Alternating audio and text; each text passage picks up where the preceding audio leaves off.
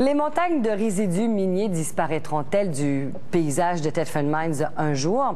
Eh bien, un vaste projet d'études financé par le gouvernement du Canada permettra d'analyser ces résidus.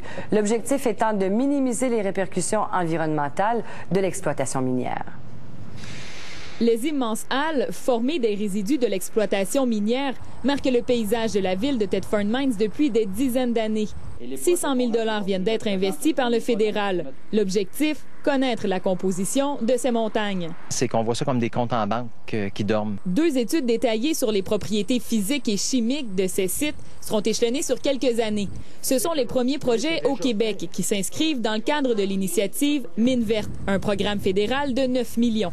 Ça fait plus de 15 ans qu'on s'intéresse aux résidus miniers, mais ça va être des études qui sont très ponctuelles. Des montagnes de résidus comme celle-là peuvent contenir des métaux au potentiel économique fort intéressant, comme le magnésium ou le zinc. Les études permettront entre autres de déterminer s'il est possible de les extraire de façon durable et rentable. Si oui, ensuite de ça, si, exemple, il y a un dépôt de roches stériles, est-ce qu'on peut recouvrir ça de végétation et éventuellement, on pourrait peut-être même produire du biocarburant avec ça. Obtenant ainsi un environnement plus vert, en plus de donner un second souffle à l'industrie minière. On ne veut pas renier ce qu'on est, puis tout le travail des mineurs qui a été fait pendant des dizaines d'années à Thetford Mines.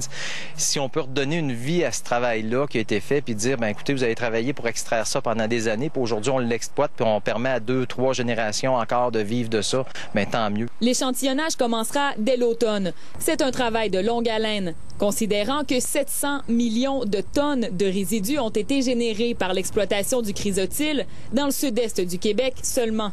Facilement la moitié se trouve dans le périmètre qui fera l'objet de l'étude en question. Audrey Ruel-Manceau, TVA Nouvelles, Thetford Mines.